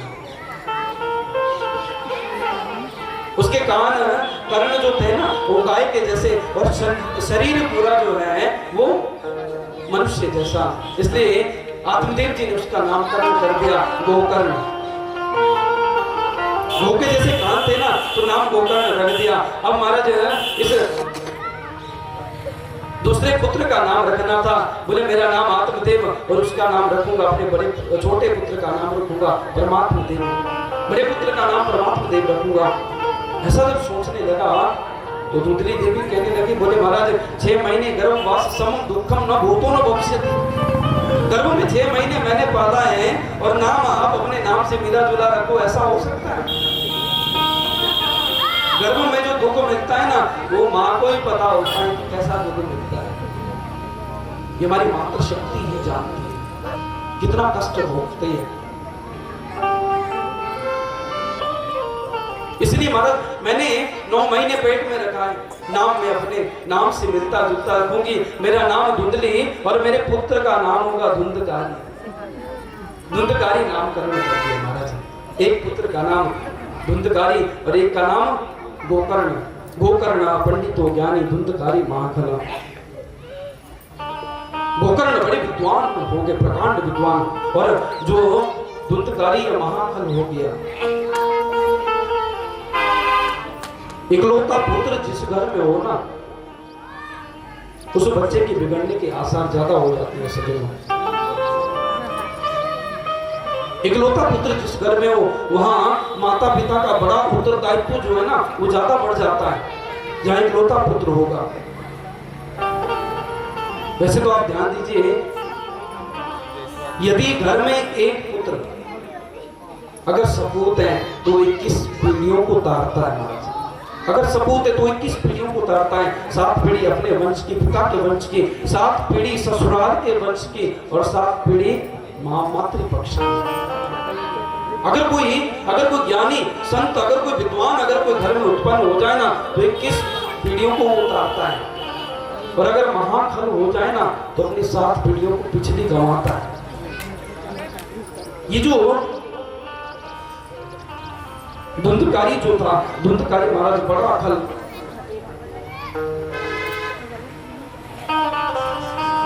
बचपन में महाराज गोलियां खेलता, ताश खेलने लग गया, और ताश खेलते खेलते जो है उसमें पैसा लगाने लगा।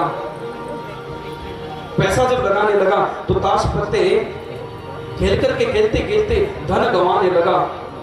माँ के पास आता और कहता, मैया मुझे धन दो ना। माँ भी दे देती कि एक ही पुत्र तो है, मैंने कहा नहीं जाना है, अपने पुत्र को धन दे देती। जब अत्यंत धन को जब गंवाने लगा तो माँ से सोना, स्वर्ण और चांदी को लाने लगा, स्वर्ण चांदी ले जाने लगा। माँ भी दे देती कि तेरा ही तो है सब, ले जा। एक दिन धुंधली ने कहा, थोड़ा डांट फटकार करके शक्ति से कहने लगी, कैसे कैसे दे दूं? जितना भी धन था घर में, सारा धन तूने गंवा दिया है। तो महाराज जबरदस्ती अपनी मां से चाबी छुड़ा करके जो धन और जो सोना चांदी घर में था, वो सब का सब ले जाने लगा। जब सोने और चांदी से काम नहीं चले तो महाराज ये जो धुंधकारी है अब चोरी करने लगा, डकैती करने लगा। घर घर में शराब की बोतलें, हड्डियों के ढांचे पड़े हुए। ऐसे पापों में वो विरक्त हो गया कि ब्राह्मण के घर को उसने एक नरक का अड्डा बना दिया। एक दिन आत्मदेव जी बैठे बैठे रोने लगे और सोचने लगे कि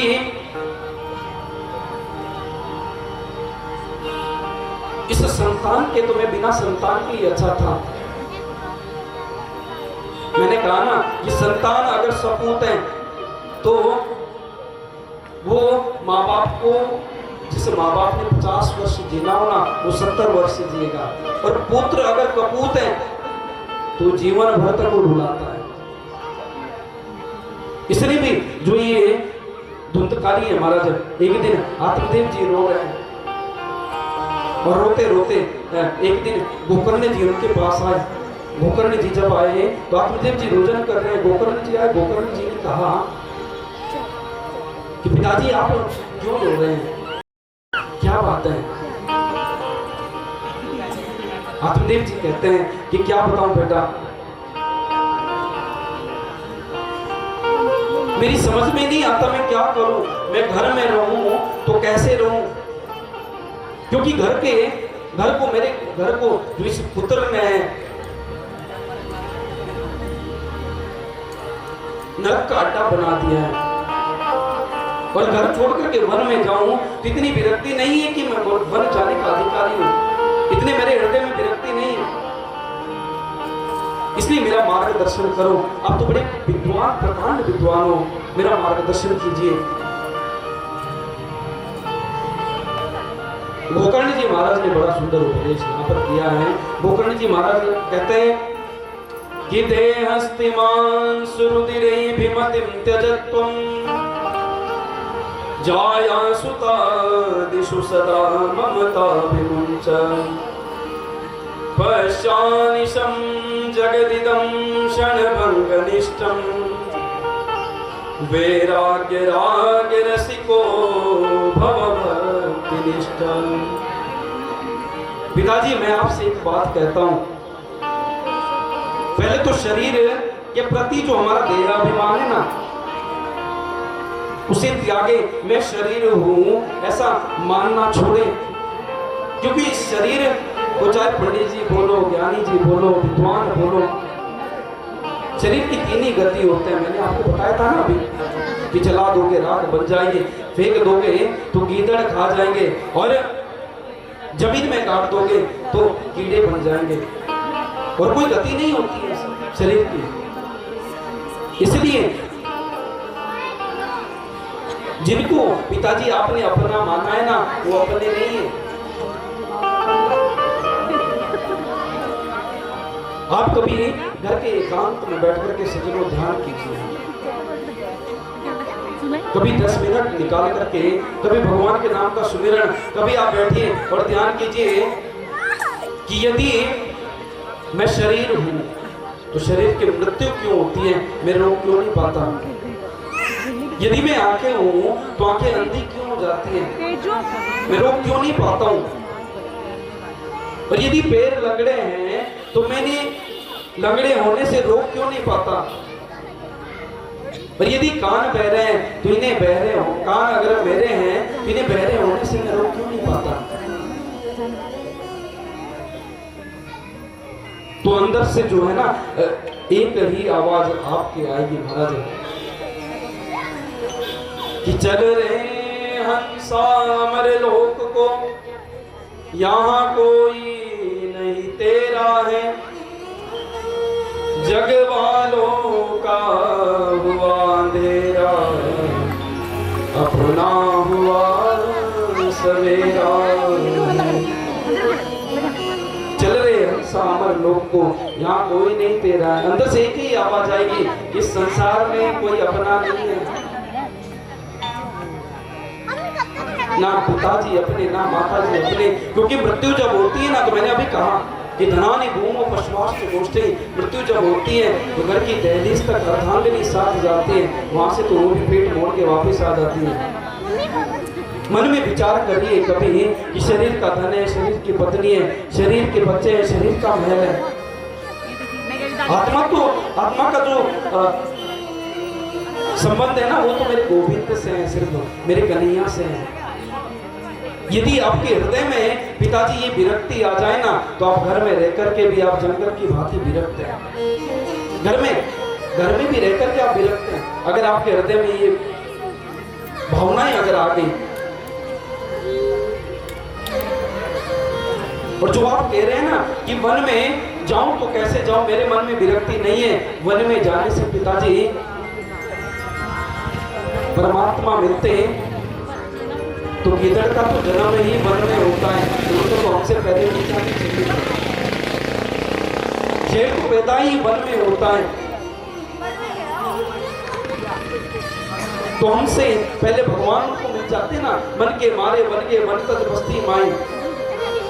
इसलिए पिताजी मन की खटपट अगर मिटेगी नहीं है, मन में जो परिवार के प्रति, संसार के प्रति जो वासना है, अगर वासना मिटेगी नहीं तो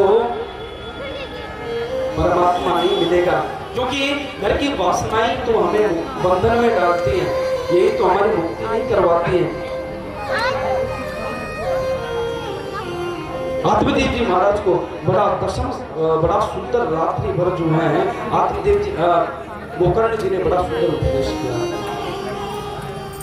इस देह का जो अभिमान है ना पिताजी, इसे आप त्यागिए, संसार की कामनाओं को त्यागो, इसलिए प्रभु का कीर्तन करो। रात्रि भर जो है बड़ा सुंदर उपदेश किया, और उस उपदेश को ग्रहण करके आत्मदेव जी ने अपने घर को, परिवार को छोड़ दिया और वन में जाकर के दशम भागवत के दशम स्कंद का पाठ करके गोविंद को प्राप्त कर लिया। बोले कृष्ण कन्हैया लाल की। धुंधकानी ने सोचा महाराज, बोले पिताजी बढ़िया हुआ वन में चले गए, कभी कहते थे ऐसा मत करो वैसा मत करो, अपनी माँ से जबरदस्ती धन ले जाने लगा। माँ धन नहीं देती तो एक दिन उसे भी महाराज पीटने लगा। माता भी परेशान होकर के, धुंधली देवी भी परेशान होकर के घर के पास एक कुआं था और उसमें जाकर के अपने आत्मघात कर लिया, मृत्यु को प्राप्त हो गई। अब पिताजी गोकर्ण जी ने सोचा कि पिताजी चले गए वन और माताजी चली गई कुएं में, अब मुझे भी निकलना चाहिए। तो गोकर्ण जी जो है महाराज चार धाम की यात्रा में निकल पड़े। अब तो धुंधकारी का अकेला साम्राज्य घर पर, चार वेश्याओं को घर में ला करके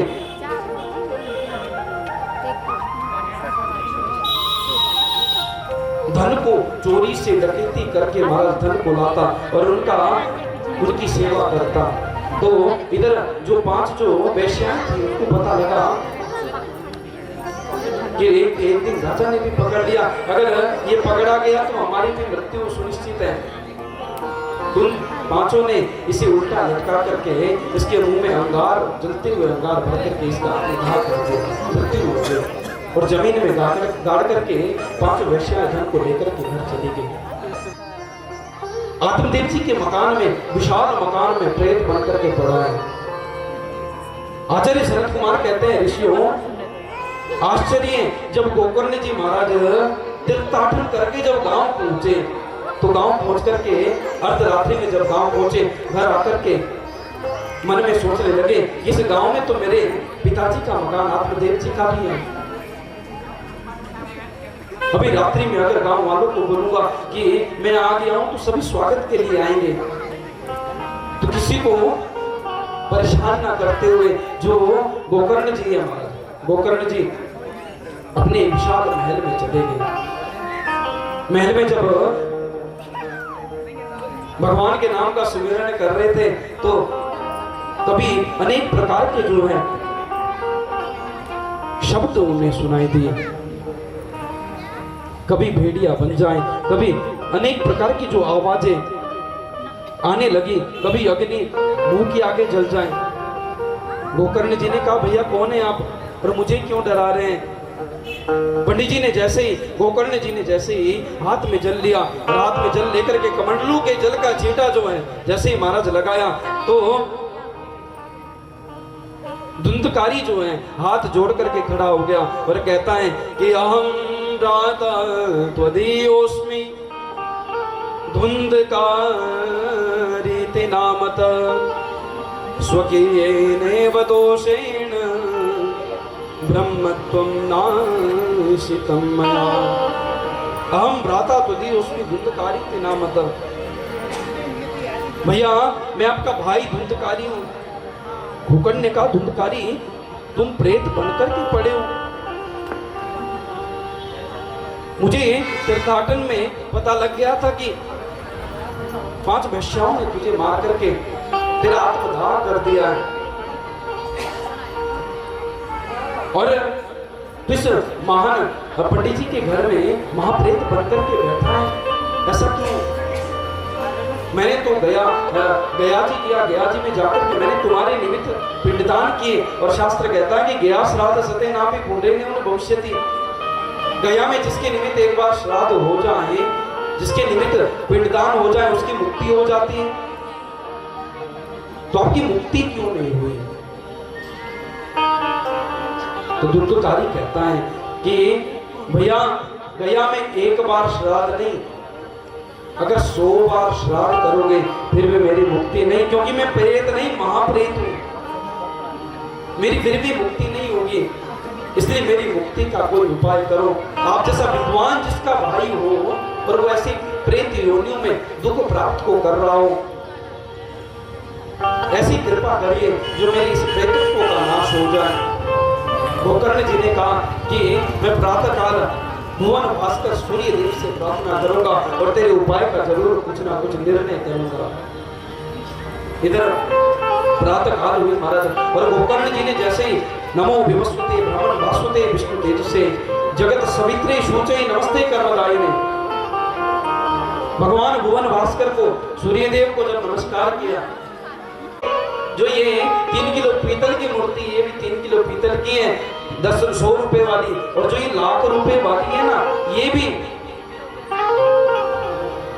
ये लाख रुपए की है, और ये भी 3 किलो पीतल की है। आइए परखिए और ले जाइए। सभी लोगों ने देखा, मूर्ति को टेढ़ा करके उल्टा करके देखा, एक जैसी मूर्ति, एक जैसा ढांचा और एक जैसी, 1% सोना नहीं जो लाख रुपए की है महाराज। लोगों ने जब देखा, परखा, कुछ समझ नहीं आया। उधर से संत जा रहे थे, संत ने देखा बड़ी भीड़ लगी हुई है, बड़ी भीड़ लगी है महाराज। संत ने कहा कि भैया क्या बात है? बोले महाराज एक मूर्तिकार ने 2 मूर्तियां रखी हैं, एक मूर्ति की कीमत लाख है और एक की 10 रुपए 100 रुपए। तो संत ने कहा कि महाराज मैं परीक्षा ले सकता हूं? बोले हाँ परीक्षा लीजिए। तो उन्होंने एक सुतली ली, और जैसे सुई में हम धागा डालते हैं तो आगे थोड़ा सा पतला करते हैं, वैसे ही उन्होंने भी सुतली ली और आगे से थोड़ी पतली की, और एक मूर्ति के कान में जैसे ही सुतली डाली, जिस कान से डाली और इस कान से बाहर निकल गई। बोले ये 100 रुपए की। और दूसरी मूर्ति के कान में जैसे ही वो सुतली डाली, जिस कान से डाली, और अंदर घुमावदार छेद था, सीधे अंदर पेट में प्रवेश कर गए। बोले 1 लाख रुपए की। कहने का तात्पर्य क्या है? बोले जो कथा को इस कान से सुनकर के इस कान से बाहर निकाल दे, उसकी कितनी कीमत हुई? 100 रुपए। और जो कथा को इस कान से सुनकर के हृदय में प्रवेश करे, उसकी कितनी कीमत हुई? 1 लाख रुपए। तो असली श्रोता कौन है? बोले जो कथा को सुनकर के हृदय में उतारे। सुनने की व्याख्या नहीं बताई, यहाँ पर व्याख्या बताई है श्रवण की नहीं, पीने की। पिबत भागवतम रसमालय मुहुरहु रसिका भूर्भावुका। भागवत की कथा को सुना नहीं जाता है सभी, भागवत की कथा को तो पिया जाता है। ये तो पीने वाली चीज है। इसलिए पहला जो श्रोता है वो परिपक्व श्रोता कौन है? बोले जो कथा को इस कान से सुनकर के हृदय में उतारे, उसे कहते हैं श्रोता। और दूसरा कौन है?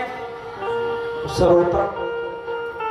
जो कथा पंडाल में आकर के सबकी कमियां निकाले कि व्यास जी कैसे बोल रहे हैं, हमारे शुभम भाई कैसे बजा रहे हैं, अरे कौन सी कमियां, प्रत्येक कमियों में जिनकी नजर जाए उसे कहते हैं श्रोता। जो दूसरों की कमियां खोजता है उसे श्रोता कहते हैं। वो कथा में 3 घंटे और कुछ नहीं, बस उसका ध्यान वही केंद्रित होगा कि कहाँ कमी है और किस चीज में कमी है, इसे कहते हैं श्रोता। और तीसरा कौन है? बोले श्रोता। ये जहां जाते हैं ना वहां बड़ी शांति होती है। जहां ये तीसरे वाले जाते हैं ना वहां बड़ी शांति होती है। श्रोता। श्रोता कौन है? बोले जो कथा पंडाल में आकर के बढ़िया सी अपने लिए ढाई लगाए और आराम से जय श्री कृष्ण, आराम से पेट लगाए और सो जाए। अब जैसे ही 3 घंटे की कथा संपन्न हुई, व्यास जी ने जयकारा लगाया, बोल कृष्ण कन्हैया लाल की। जैसे ही जयकारा लगाया तो नींद खुल गई। अब नींद खुली तो पड़ोसी ने पूछ दिया, भाई क्या सुना? बोले महाराज मैंने सुना तो कुछ नहीं, पर कथा बड़ी सुंदर करता है। बोली जो कथा में आकर के सो जाए इसे कहते हैं श्रोता। आगे आप कथा सुनेंगे। ध्रुव जी महाराज को जब अजामिल को जब देते लोग भगवान यम के दूत आए तो यम के दूत जब ले जाने लगे तो नारायण नाम पुकारा तो भगवान नारायण के पार्षद आए और अपने लोग को ले गए। तो धर्मराज के जो दूत हैं वो वापिस गए और कहा महाराज हम आपकी नौकरी छोड़ रहे हैं। बोले भाई क्यों? बोले इसलिए महाराज हम आपने भेजा था उस अजामिल पापी अजामिल को लाने के लिए, और उस अजामिल को जैसे ही हम महाराज पार्श्व में बांधने लगे, भगवान नारायण के बड़े सुंदर जो दिव्य देहधारी पार्षद आए और हमें यम पास से छुड़ा करके हमें पीटने लगे। महाराज हम नहीं आपकी नौकरी करने वाले, हमें आप लिस्ट बना दीजिए यहाँ किसे लाए। तो तब धर्मराज जी ने कहा कि वाणी गुणान कथने श्रवण नदी, जिनकी वाणी कभी भगवान के नाम का गुणगान नहीं करती, मस्तिष्क कभी भगवान के दरबार में झुकता नहीं, और कान कभी भगवान के गुणों का रसास्वादन नहीं करते, जीवा कभी भगवान के नाम को नहीं गाती, वो यहाँ पर लाने के अधिकारी हैं। बोले महाराज जो कथा में आकर के सो जाए उन्हें भी लाना है? बोले नहीं नहीं, वो भी यहाँ लाने के अधिकारी नहीं, क्योंकि वो कथा में आकर के भगवान की स्वर ले लिए तो उनके हृदय में तो जा रही है ना, अंदर तो प्रवेश कर रहे हैं, इसलिए वो भी यहाँ उनको लाने के अधिकारी भी नहीं है। तो कहने का तात्पर्य क्या है सज्जनों, कि भगवान ना तो श्रोता को मिलते हैं ना श्रोता को मिलते हैं, परमात्मा मिलते हैं पक्के श्रोता को, जो असली श्रोता होते हैं। श्रद्धा से कथा को सुनेंगे, भाव से प्रेम से कथा को अगर सुनेंगे तो मुक्ति हो जाएगी।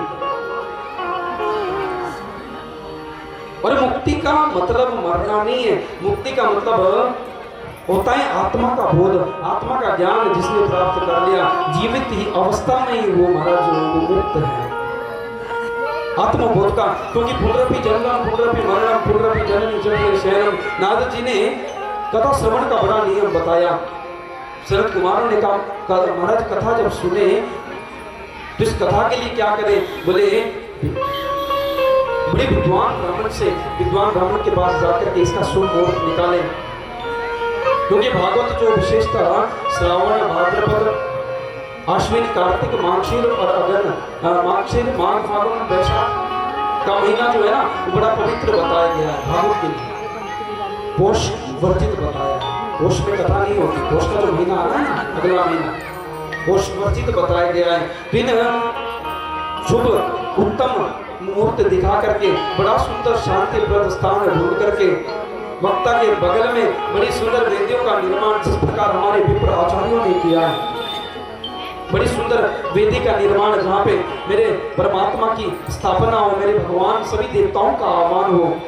सर्वतोभद्र की वेदी, नवग्रह की वेदी, विष्णु कलश, रुद्र कलश, पितृ कलश, इन कलशों को स्थापित करें, देवताओं का आह्वान ध्यान पूजन करें। और वर्णम पंच विप्राणाम कथा भंग निवृत्त, 5 विप्रों का वर्ण करें, जो ओम नमो भगवते वासुदेवाय, विष्णु सहस्रनाम, मूल पाठ, ब्रह्म गायत्री इत्यादि मंत्रों का जो जप करें। ओम नमो भगवते वासुदेवाय, इन मंत्रों का जो जप करें, क्योंकि इन 5 विप्रों का जब वर्ण होता है ना तो कोई विघ्न आकर के कुछ बिगाड़ नहीं पाते। 5 विप्रों का वर्ण करें, और इन 5 विप्रों का वर्ण करके बोले महाराज और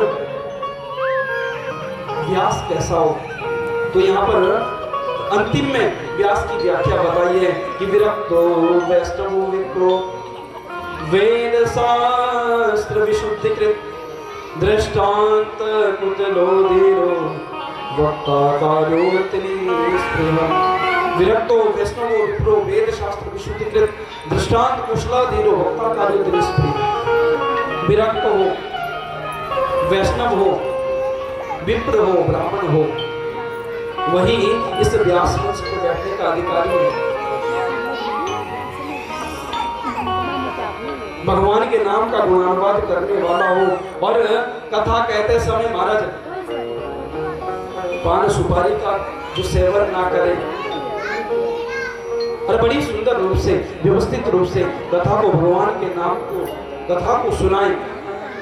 भगवान की कथा में वामन जन्मोत्सव, राम जन्मोत्सव, कृष्ण जन्मोत्सव जो आते हैं ना, इन जन्मोत्सवों को बड़ी धूमधाम से मनाएं, उत्साह से मनाएं, क्योंकि ज्ञान यज्ञ जो है ना, ये ज्ञान यज्ञ जितना उत्सव से मने ना उतना ही आनंद है। श्रीमद् भागवत एक आसन पर बैठ करके भगवान की कथा को सुने, भगवान के महात्म्य को सुने, सुखासन में बैठ करके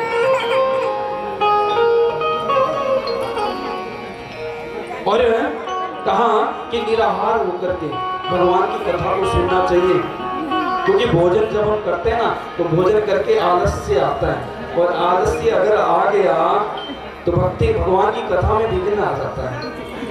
इसलिए भूखे पेट भगवान की कथा, यहाँ तो कहा है, भागवत में तो कहा है कि महाराज ये यजमानों को भी और ब्राह्मणों को भी और व्यासों को भी, महाराज व्यास जी को भी, विप्र देवताओं को भी और यजमानों को भी 7 दिन तक घी पी करके रहना चाहिए। घी पी करके ही कथा को सुना है, बाकी नहीं कुछ खाने की व्याख्या नहीं गई, सिर्फ घी पी करके। अब इस कलियुग में घी कौन पिए? अगर कोई 2 चम्मच खाता है ना, अगर उसे 4 चम्मच डाल दिए तो बीमार हो जाते हैं। तो फिर क्या कहा? बोले महाराज दूसरा कहा कि अगर घी नहीं पी सकते तो फलाहार करके आप कथा को सुनिए। फलाहार की व्याख्या बताई गई कि आप फल खा करके आप अल्पाहार करके भगवान की कथा को श्रवण करें। और अगर वो भी नहीं हो सकता तो क्या कहा है कि भोजनम तो वरम मन्ये तथा श्रवण कारकम नोपवास वर प्रोक्त कथा न करो यदि। भोजनम तो वरम मन्ये कथा श्रवण कारकम, कि भोजन जो है एक बार नहीं 10 बार आप भोजन करो, लेकिन भगवान की कथा में आलस्य नहीं आना चाहिए। एक बार नहीं 10 बार आप भोजन करो, लेकिन भगवान की कथा में जो है विघ्न पैदा ना हो, बस ऐसा कोई उपाय भक्ति से और भाव से भगवान की कथा को सुने। हमारे एक भागवत के बड़े विद्वान व्यास हुए पूज्य डोंगरे जी महाराज। डोंगरे जी महाराज जो थे वो भगवान की कथा को ना, जब वो भागवत करते थे ना तो दलिया खा करके वो कथा सुनाते थे। 7 दिन तक दलिया खाते थे, भोजन वो करते ही नहीं थे, एक टाइम भी नहीं। डोंगरे जी महाराज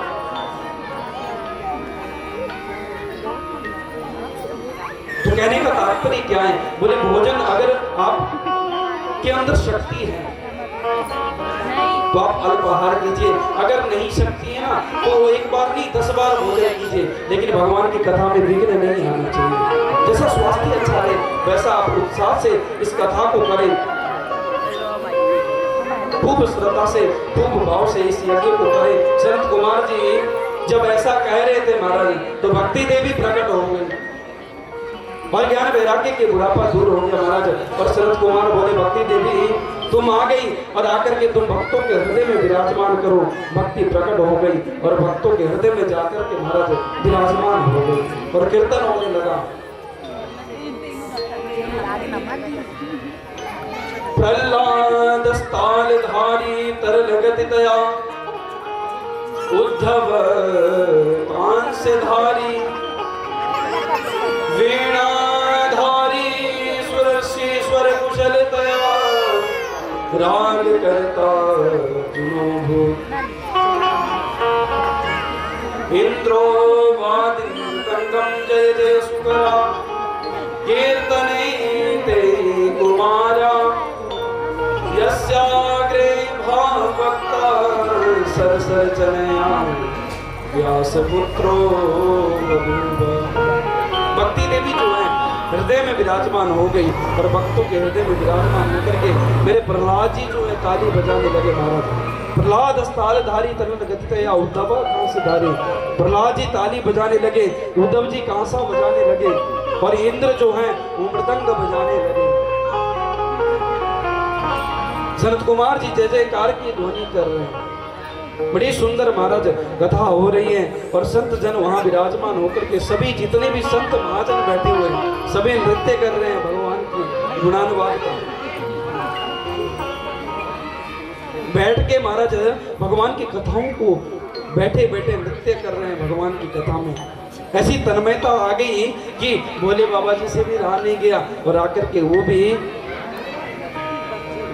नृत्य में वो भी तन्मय होकर के कथा पंडाल में पहुंच गए और वो भी नृत्य करने लगे।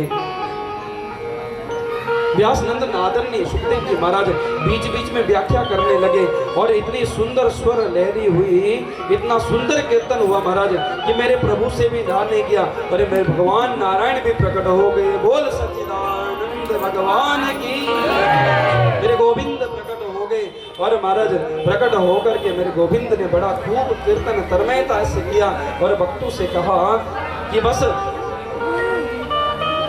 भक्तों ने कहा कि महाराज वर दो, तो मेरे गोविंद ने मैंने नारायण नहीं की वर दे दिया कि जाओ जहां जहां कीर्तन होगा वहां वहां मैं तुम्हें दर्शन जरूर दिया करूंगा। भगवान वर देकर के चले गए। इतने ज्ञान वैराग्य के बुढ़ापा मिट गया, भक्ति देवी के मन की निवृत्ति हो गई। सूजी ने बड़ा सुंदर ये प्रसंग जो महात्म्य का जो है बड़ा सुंदर प्रश्न किया। महात्म्य की कथा को सुना है। 6 अध्याय में महात्म्य की कथा है भागवत में। प्रथम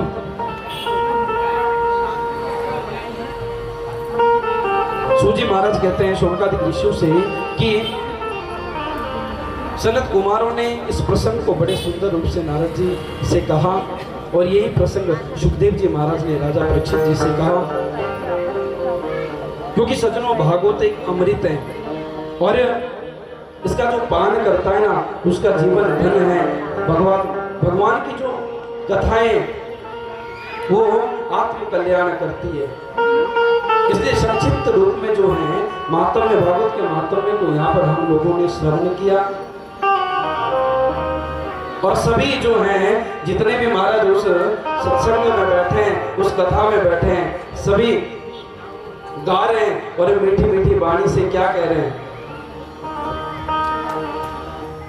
श्री कृष्ण गोविंद हरे मुरारी हे नाथ नारायण वासुदेवा। श्री कृष्ण गोविंद हरे मुरारी हे नाथ नारायण वासुदेवा। श्री कृष्ण गोविंद हरे मुरारी हे नाथ नारायण वासुदेवा। श्री कृष्ण गोविंद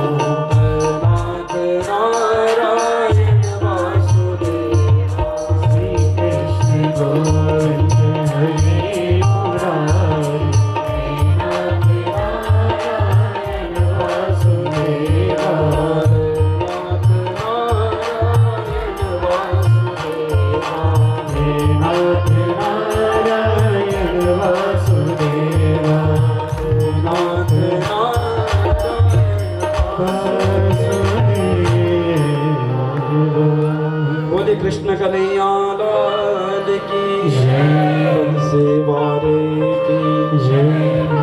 आइए सज्जनों, आज की कथा को यहीं विराम।